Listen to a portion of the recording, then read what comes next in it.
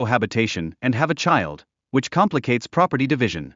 This relationship history adds significant emotional weight to the ongoing legal dispute. Penno asserts ownership of various items, including a PlayStation 2 and a car stereo, which Burke allegedly retained. The financial specifics surrounding these purchases are pivotal to the case.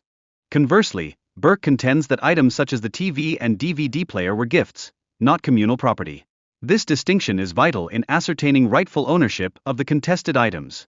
The dynamics of their relationship significantly influenced the loan dispute, with allegations of control and manipulation surfacing. This raises critical questions about intent and communication between the parties. Additionally, the case references allegations of harassment and restraining orders, suggesting deeper emotional issues within their relationship. This context is essential in understanding the motivations behind their current claims. The ex-girlfriend contends that the car was a gift, opposing the plaintiff's assertion that it was a loan. This contradiction underscores the complexities inherent in informal agreements within personal relationships. Moreover, the defendant claims she was unaware of the potential repercussions when she picked up the daughter from a gas station, believing she was merely assisting a teenager in need. Amber, the daughter, had a history of minor offenses, leading to probation and subsequent violations. Her challenges included being placed in a shelter due to her actions. The court discussions reveal shortcomings in the mother's supervision of her daughter. This lack of awareness contributed to the daughter's recurrent delinquency. The dialogue shifts to mental health issues, especially bipolar disorder, and the tendency to oversimplify a child's behavior. It's crucial to differentiate between typical teenage rebellion and genuine psychological disorders. Furthermore, the conversation emphasizes the necessity for parents to be vigilant about their children's activities and social circles. Such awareness could help avert potentially dangerous situations. The discussion continues with the repercussions of poor parenting decisions, such as permitting a troubled child to mingle with others without adequate supervision.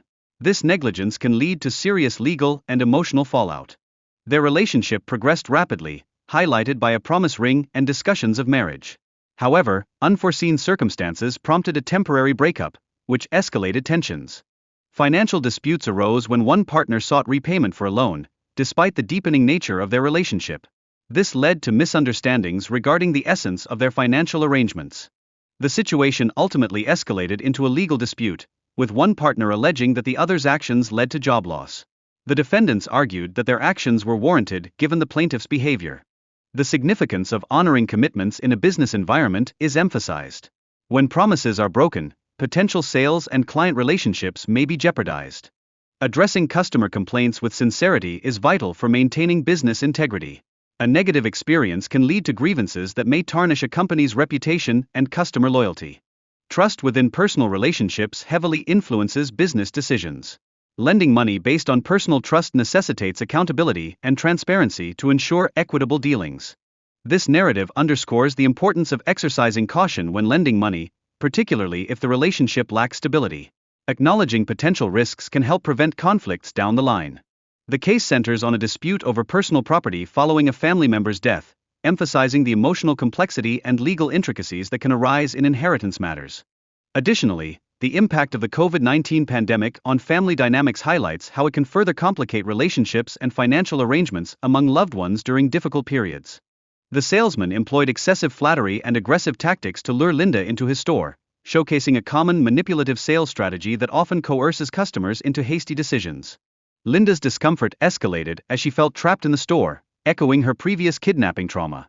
This experience significantly colored her perception of the situation and her response to the sales tactics. Eric's blend of charm and pressure ultimately imposed a considerable financial burden on Linda, calling into question the ethics of his sales methods. This encounter reflects broader issues within consumer protection and aggressive marketing. The dynamics of caregiving are examined, shedding light on the delicate balance between personal relationships and responsibilities in managing another individual's affairs, including shopping and financial management. An allegation of being coerced into buying unwanted skincare products raises ethical questions regarding sales practices and consumer rights.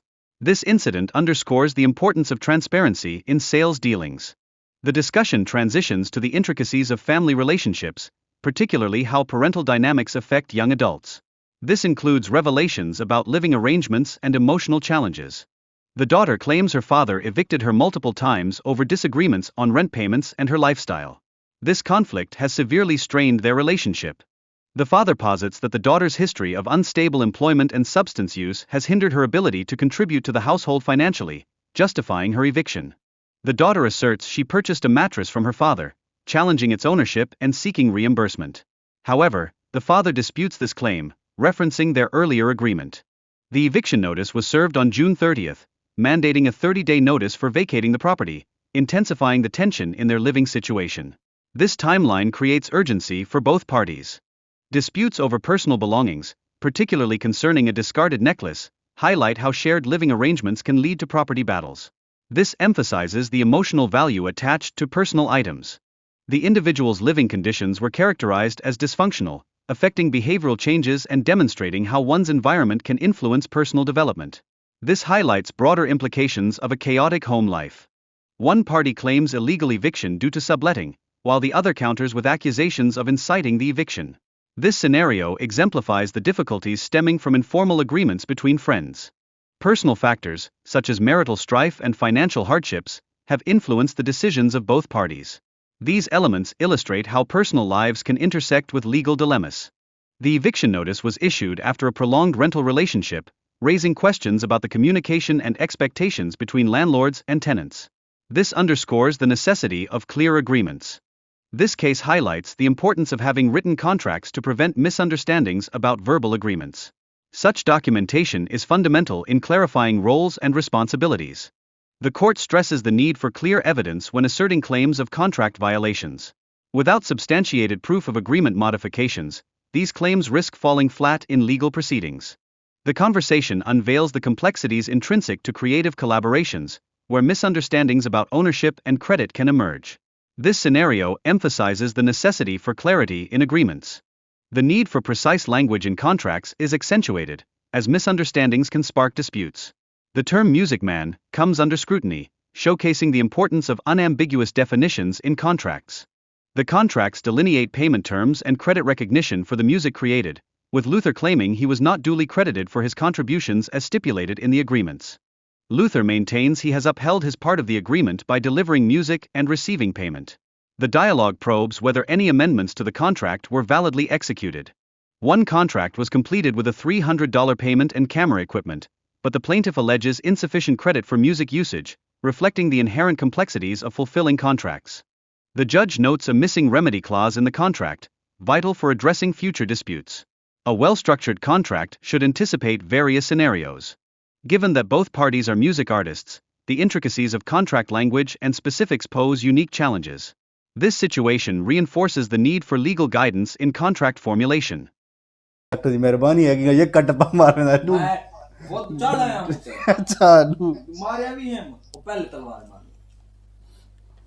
यार यकीन कर doctor में गुजरे ना पहले जलील की तेरी जितू मरा मर्दा ना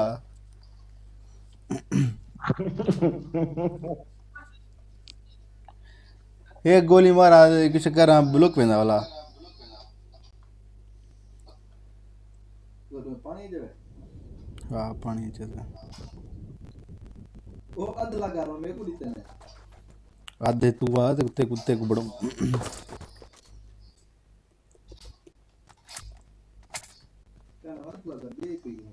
मैं उसी वाला अपने जा था पहले हम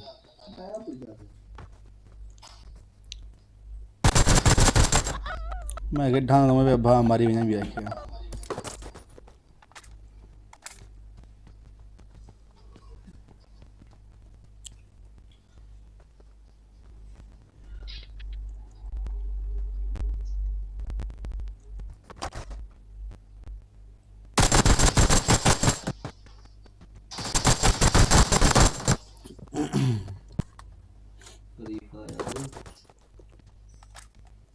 ये मुलेर बैठे थी आज वाला ये कोई यहाँ था मैं पे घर में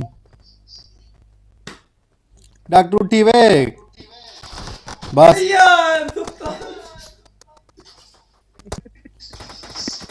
वो ये क्या है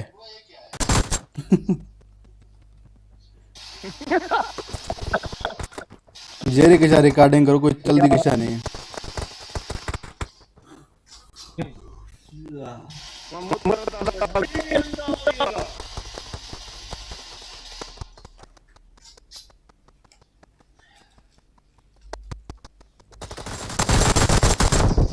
FPS dropping.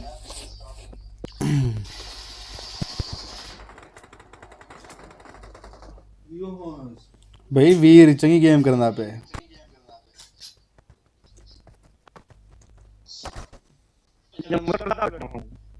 मैं मुतरता बेटा मैं ये आई कारू को मारूं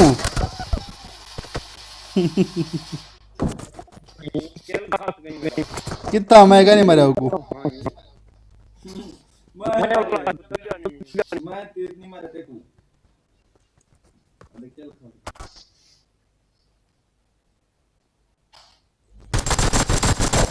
मैं हुन मर पवी मोया कड़ी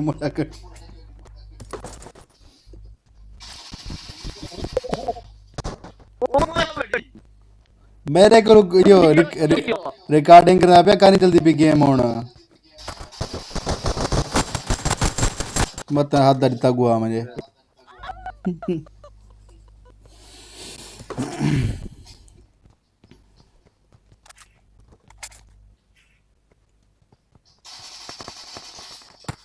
हाँ ये धीमे धीमे बैठ है मैं उत्तर जाना पौना पानी में पौना मैं 11 मिनट की वीडियो रिकॉर्डिंग करनी है 3 बजे उन्हें बाद रिकॉर्डिंग बंद कर दे सा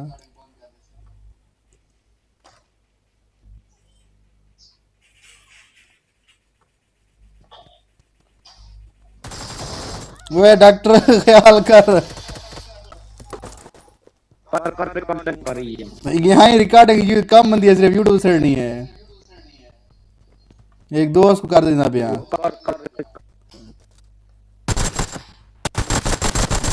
परे को लड़ दूं होना तो नाल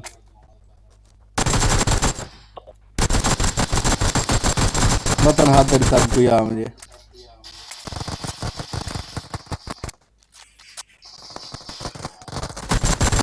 होण तमर से ही आई सवेल दा मारन पे होण तमर से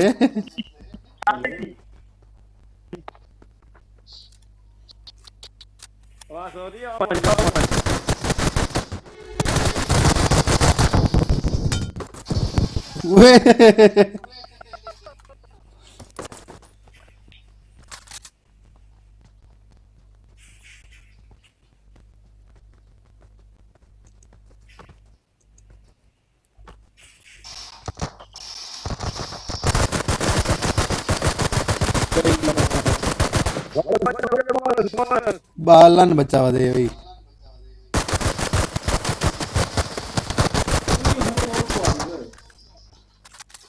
वाला गिया वाला पानी गिला था